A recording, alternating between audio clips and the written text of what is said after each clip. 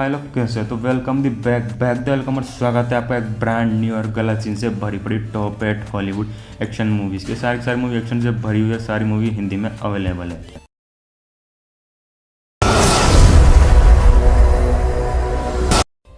No Tears for the Dead एक action thriller Korean film है जो एक हिटमैन की कहानी है। गॉन एक प्रोफेशनल किलर है जो अमेरिका में काम करता है।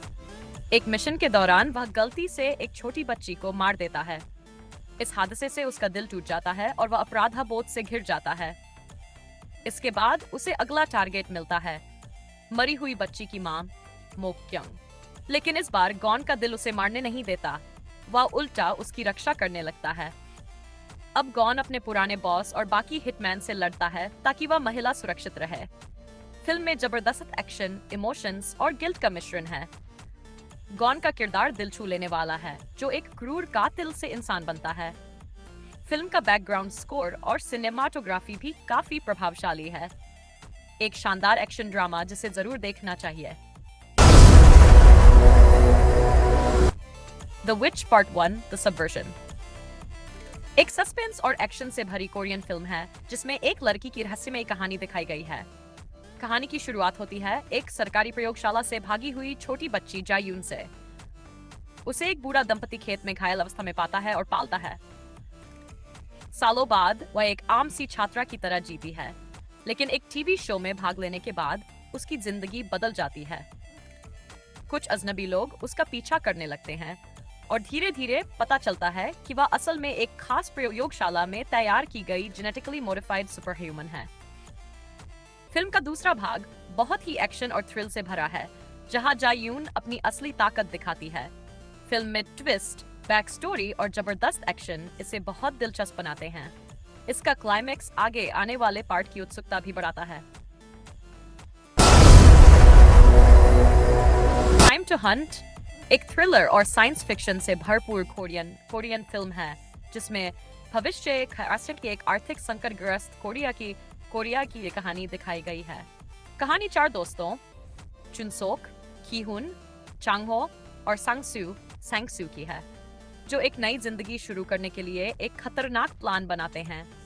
वे एक अवैध जुए के अड्डे को लूटते हैं ताकि पैसे लेकर ताइवान भाग सकें। लेकिन चीजें तब खराब हो जाती है जब एक रहस्यमय और बेरहम हत्यारा उनका पीछा करना शुरू करता है। अब यह सिर्फ चोरी की कहानी नहीं रह जाती, बल्कि एक खौफनाक भागदौड़ बन जाती है, जहां ये चारों दोस्त अपनी जान बचाने की कोशिश करते हैं। फिल्म की सिनेमाटोग्राफी, बैकग्राउंड म्यूजिक और थ्रिलिंग एलिमेंट्स बहुत दमदार हैं। ये एक स्लो बर्न थ्रिलर है जो आपको आखिरी तक बांधे रखती है। एक बार जरूर देखने लायक फिल्म है। द डिवाइन मूव एक एक्शन थ्रिलर कोरियन फिल्म है जो गो नामक पारंपरिक बोर्ड गेम पर आधारित है। कहानी है ताए सक की, जो एक प्रोफेशनल गो खिलाड़ी है। उसका भाई एक गैर कानूनी जुए के गो मैच में हार जाता है और मारा जाता है। ताए सक को उस हत्या के लिए फंसाया जाता है और वह जेल चला जाता है। सालों बाद जेल से निकलकर ताए सक बदला लेने की ठानता है। वह एक एक कर अपने भाई की मौत के जिम्मेदार लोगों को निशाना बनाता है। इस मिशन में वह कुछ पुराने खिलाड़ियों की मदद लेता है और चालाकी, बुद्धिमत्ता और मार्शल आर्ट्स का इस्तेमाल करता है।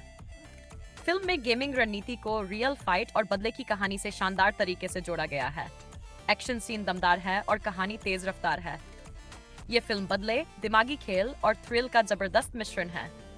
देखने लायक है, खासकर एक्शन थ्रिलर पसंद करने वालों के लिए।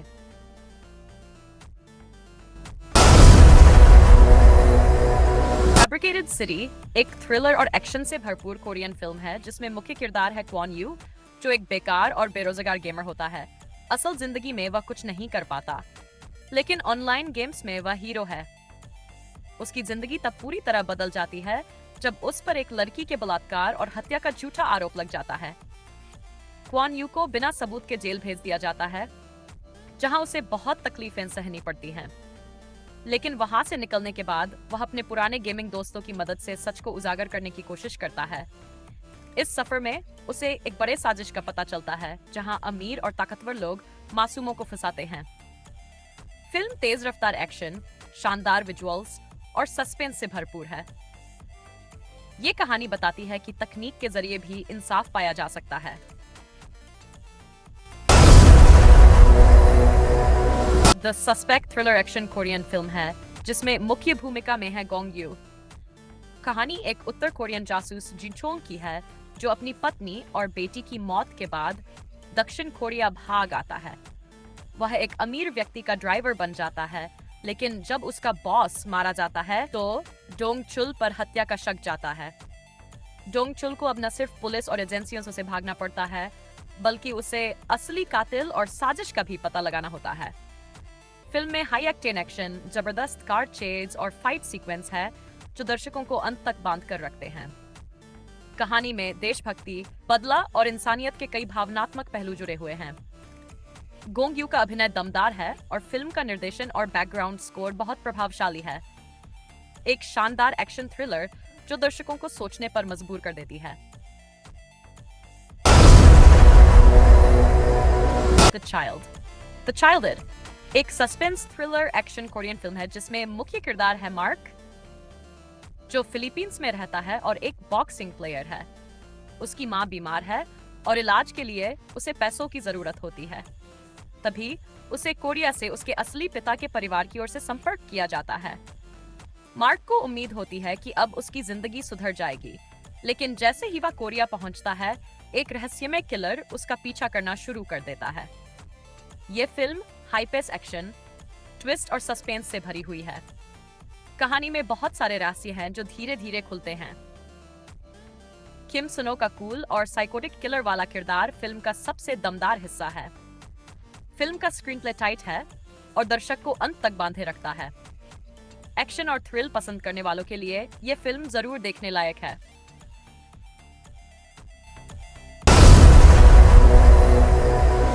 द राउंड अप एक एक्शन क्राइम कोरियन फिल्म है जिसमें माप डोंग सोक मुख्य भूमिका में है। ये फिल्म डूसेस 7 की दी आउटलॉज का सीक्वल है। कहानी सच्ची घटनाओं से प्रेरित है और एक ताकतवर पुलिस अफसर मा सियोक दो के इर्द गिर्द घूमती है, जो वियतनाम जाता है एक कोरियन अपराधी को पकड़ने के लिए। लेकिन वहां उसे पता चलता है कि एक खतरनाक सीरियल किलर विदेशी पर्यटकों को टारगेट कर रहा है। फिल्म में माँ की दमदार बॉडी और पंचेस देखने लायक हैं। वह केस की तक जाकर एक खतरनाक गैंगस्टर कांग हे सांग को पकड़ने की कोशिश करता है, जो बेहद क्रूर और चालाक है। मूवी में एक्शन, ह्यूमर और पुलिस इन्वेस्टिगेशन शानदार तरीके से पेश किया गया है। द राउंड अप तेज तर्रार dialogues, rough and tough hero और जोरदार एक्शन के साथ दर्शकों को पूरी तरह एंटरटेन करता है। अगर आपको क्राइम थ्रिलर पसंद है तो ये फिल्म जरूर देखनी चाहिए। विलनस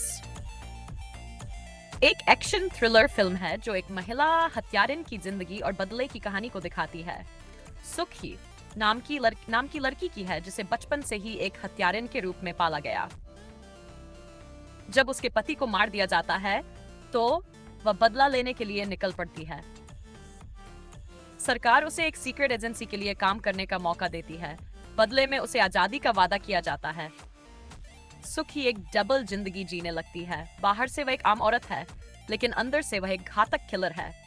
लेकिन उसकी पुरानी जिंदगी और दुश्मन फिर से सामने आ जाते हैं और उसकी जिंदगी में तूफान खड़ा हो जाता है।